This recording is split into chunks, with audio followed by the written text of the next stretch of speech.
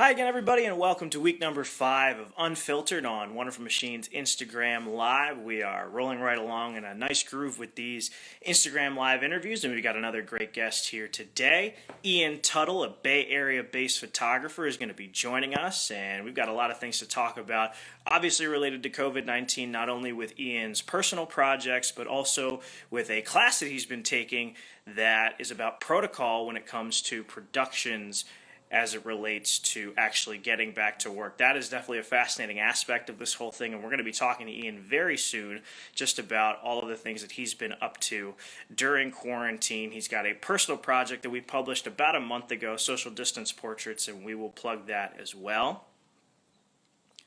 And we'll make sure that Ian is with us, and he's going to be joining pretty soon. But to go back to last week, we had Melinda DeMauro on the show, and she was just a terrific guest. She talked about all the traveling that she's been doing, or she had been doing during her photography career, and that's a little bit on hold, and Ian's about to join us. But like Melinda, Ian is somebody who is, well, full of stories and is going to be making sure to keep us entertained with that.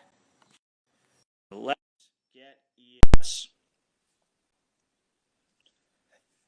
Ian, again, based in San Francisco. And Ian, how you doing today? I'm doing great. How are you, Varun?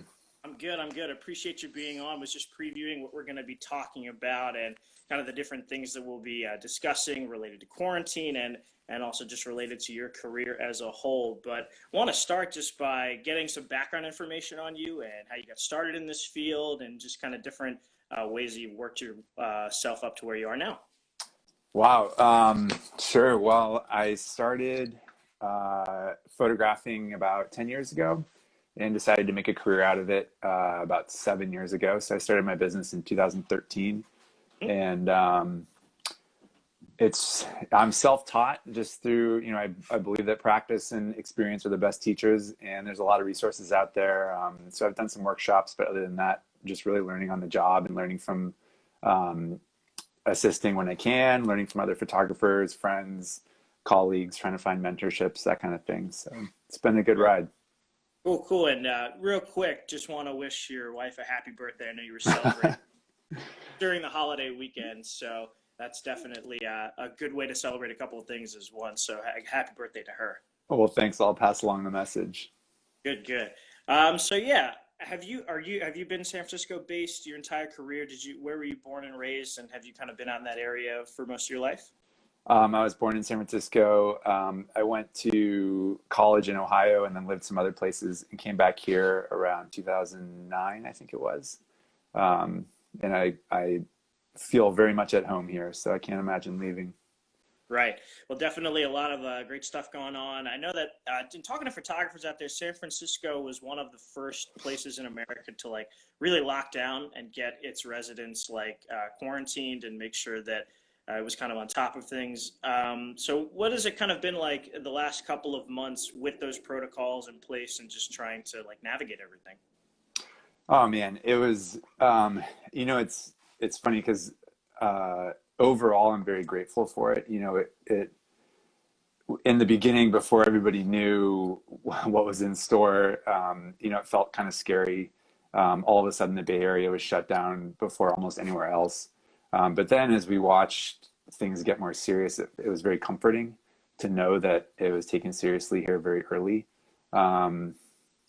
It's tough now. I mean, there's so many competing opinions, and it's become so politicized that in San Francisco, it's a pretty liberal place, and people generally treat it very seriously, and you're kind of shamed and scorned if you don't. And I don't know. I mean, it's, now it's also summertime. People are like, can't wait to get out, and everybody's dealing with the same thing. I'm sure I'm not saying anything new. Well, yeah, but it's a good point that you make just about how people will kind of scorn or look at you scornfully if you're not, doing different things like wearing a mask, for example, or just being careful and proactive. And that kind of leads us to the personal project you shared with us. We published it about a month ago, Social Distance Portraits. And one of the things, and if you want, you can go check it out on the Wonderful Machines site. It was published April 21st. But one of the things that I really liked about looking at the project was the behind the scenes shots you had that showed that you were keeping your distance from the subjects. Mm-hmm. And definitely the shots of the people with masks on as well. It just looked like everybody involved was very, very safety oriented, even though you guys wanted to take these pictures. Yeah, and that was super early on. So that was, I think I went out like the first week and started doing that. And I actually stopped for two reasons. One reason was it felt like as it got more serious, I didn't feel good about doing it anymore. It just felt more intrusive than productive. And the other reason was we have a new son who was born a little bit over a month ago. So that has taken a lot of my attention away from anything else, as it should. Right. Right, of course. And when that happens, and I remember we were talking about this about a month ago, it's just kind of that's the priority and everything else is just like second. Yeah. So with that project though, who were some of the people that you spoke with, and what were some of the kind of takeaways you had from speaking with people? I know you asked them about their hopes and their fears. That was kind of the theme of the shoot. But if there's any quotes or any people that stood out to you, definitely let us know. Yeah, so I live literally across the street from a park that's very popular. It's on a hilltop and it's got beautiful views of San Francisco. And in the mornings, it's generally local people in the neighborhood walking their dogs, going for walks. In the afternoons, especially starting around 4 o'clock for sunset, a lot of other people come in from other places. And so that's interesting too with, now with people being afraid of strangers and contact. In the morning, the atmosphere is very different than in the afternoon. So in the morning, it's people who know each other, are comfortable, familiar, and then it kind of shifts. So when I was taking these pictures, I would go out at different times of the day, and when it was local people, a lot of them were very open and excited, and some people cried during it because they felt heard and seen and able to express these complicated feelings comfortably in a setting that was vulnerable and created just for that. In the afternoon, when there's more people who don't know each other, there's kind of more of a wall up, and that was an interesting thing to experience. Yeah, definitely. And it's just one of those things that makes you realize that, if you talk to somebody and take their picture, you are showing that you're listening to them. And even if it's just one person, even if it's just like 5-10 minutes, otherwise people feel like they're shouting into the void when it comes to the struggles that we're all going through. So that's definitely a cathartic thing, I'd imagine, for them to finally have somebody just ask a question and then listen. Yeah, absolutely. Absolutely. And I was also surprised how many, I was kind of there passively. I wasn't trying to sell it or anything. I certainly wasn't making money from it. It was just me trying to create something. And so people would see it. I had a little sign that said Social Distance Portraits, and people would see that, and they would just kind of self-select and come up and say, "What are you doing?" And I would say, "Come sit for a portrait." And so that's how people joined the project. And it was cool having, there were parents with their kids, there were old people, young people dragging their friends into it. It was neat. It was a very diverse crew of people who participated. So that was really fun.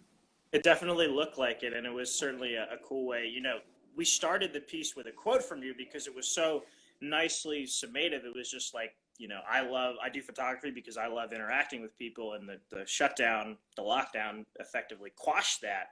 And so now you get a chance, or you had the chance before you stopped doing it, to meet some new people and to kind of see just how other people are dealing with it. That must have been a good way to work around the quarantine, so to speak. It felt very good to be doing that. Yeah.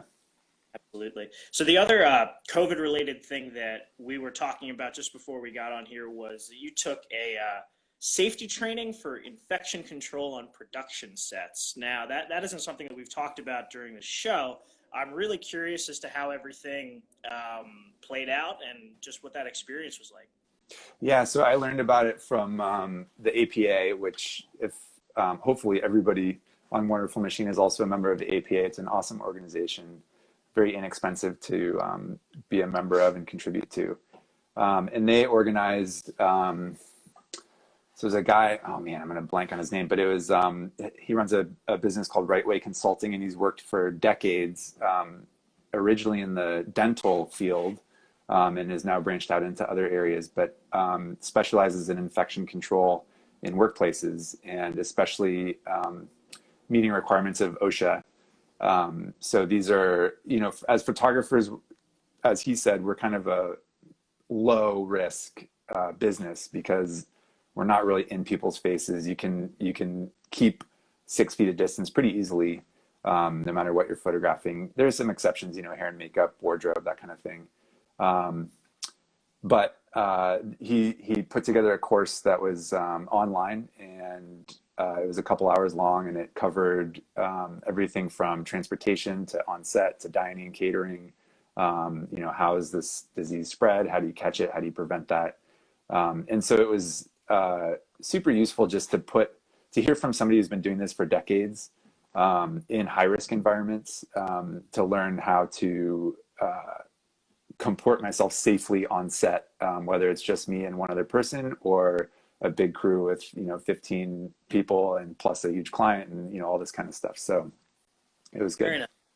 Yeah, and it must have been nice too to just kind of get back in the mindset of like, when we do get back to someone normal, whenever that is, just like you have a game plan, and you also this allows you to get back to the workflow, because I imagine you were quite busy before all of everything shut down.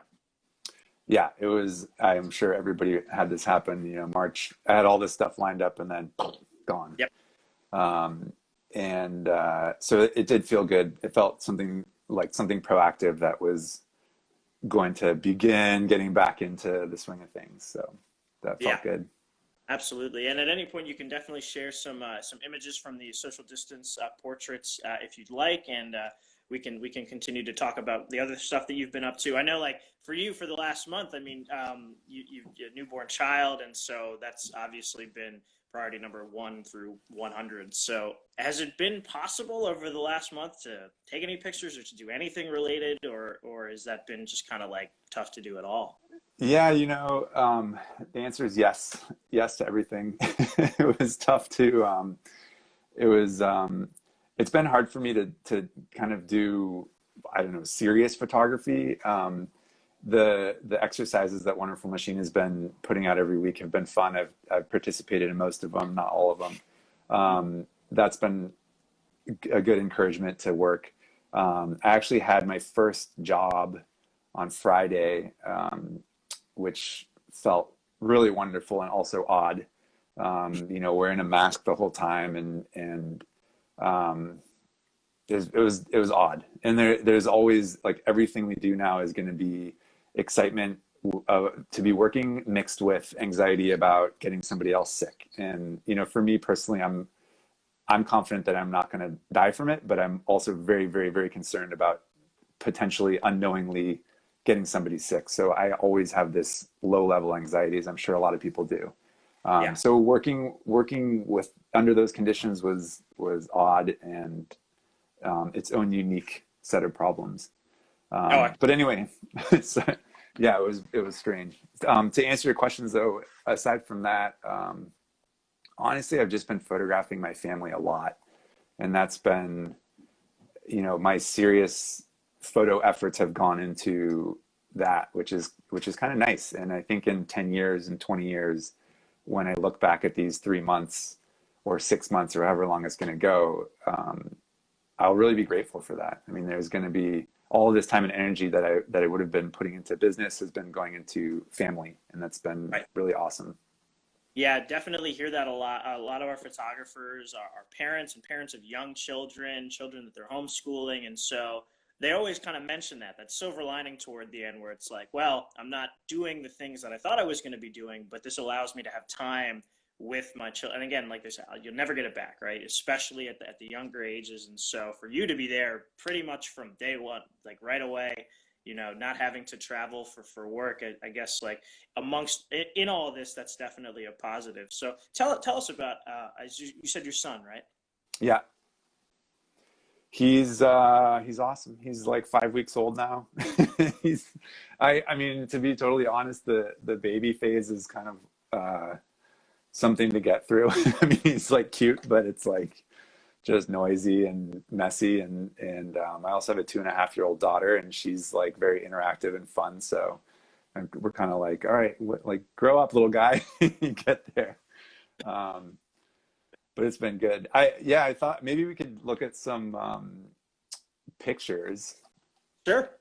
All right, so we're gonna flip the camera. So I wanted, so one thing I did that wasn't family that I had fun doing was hold on, let me see if this Mm-hmm.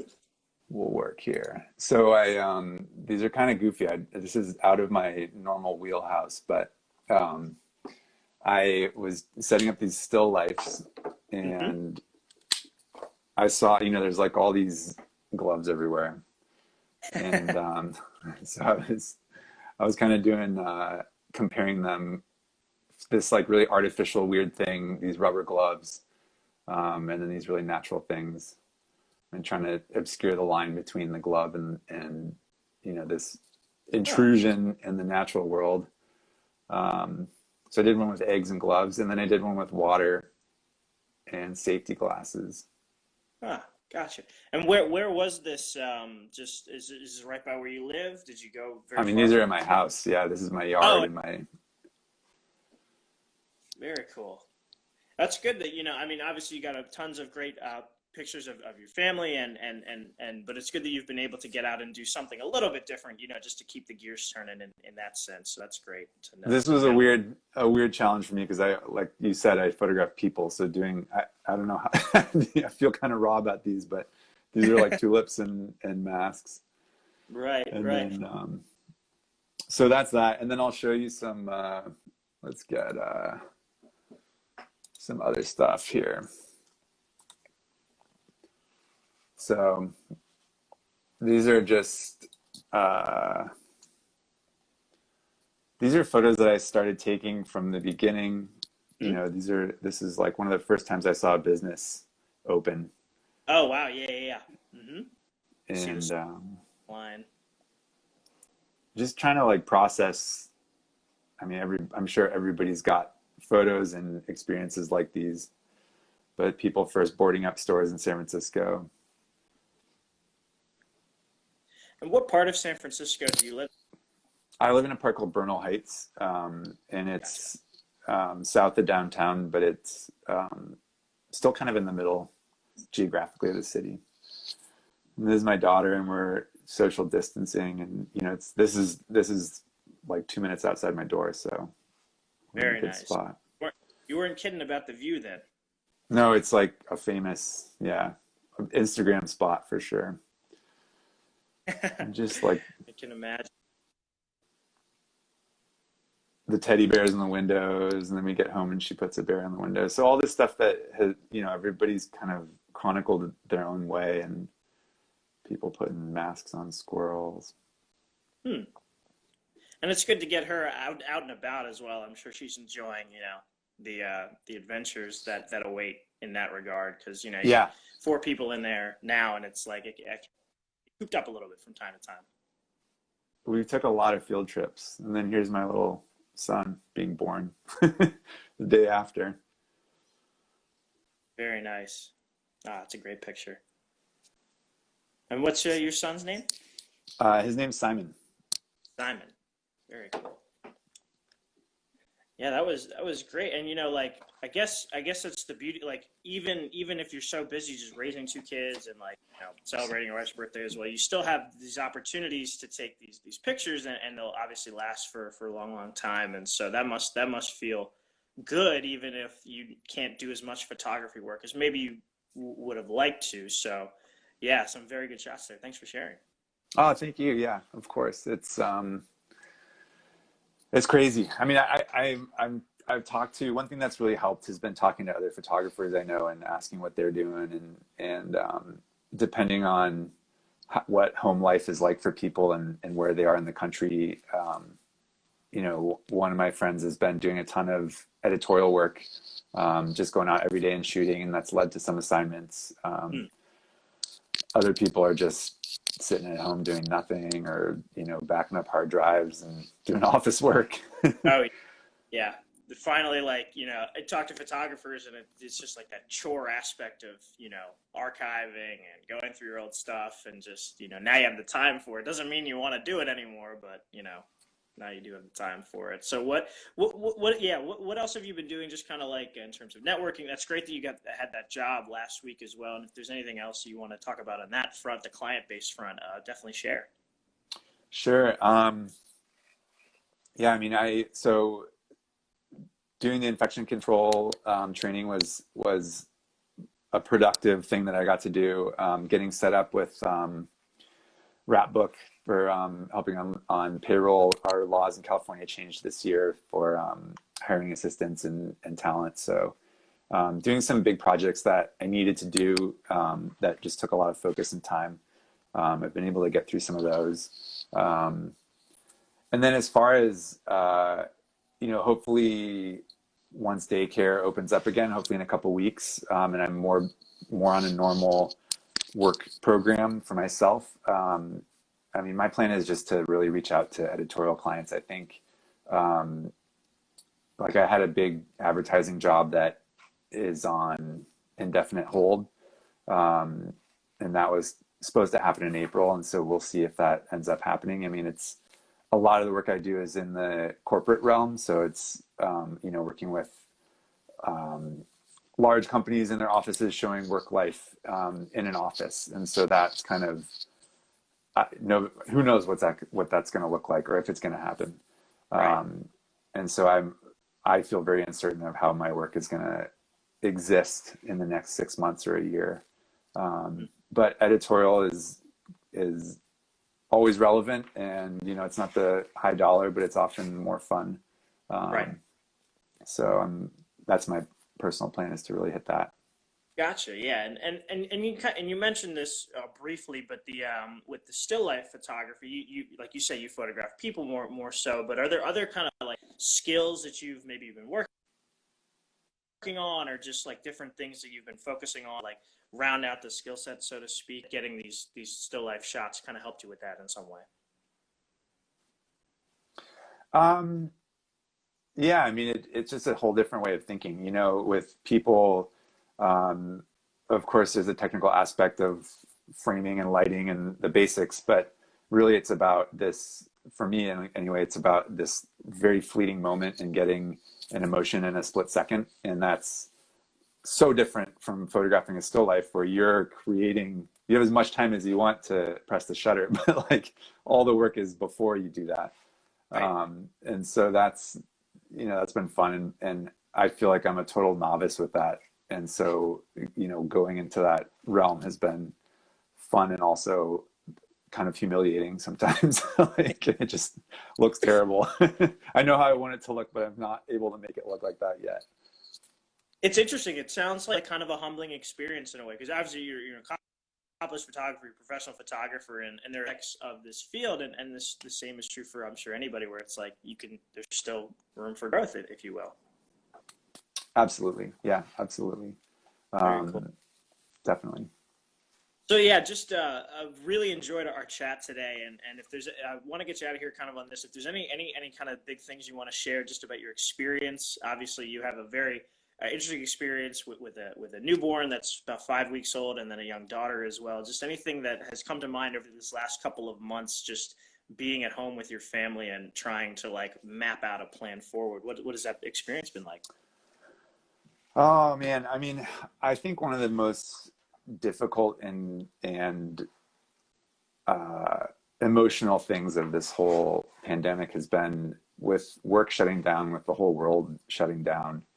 It really calls into question, what value are you giving to the world? Like, what if nobody's working, then what good are we even doing? Or why are we doing what we're doing? And as a photographer, it's like, does anybody need the work I do? Is it important? why did I get paid to do it in the first place? Why should I get paid to do it going forward?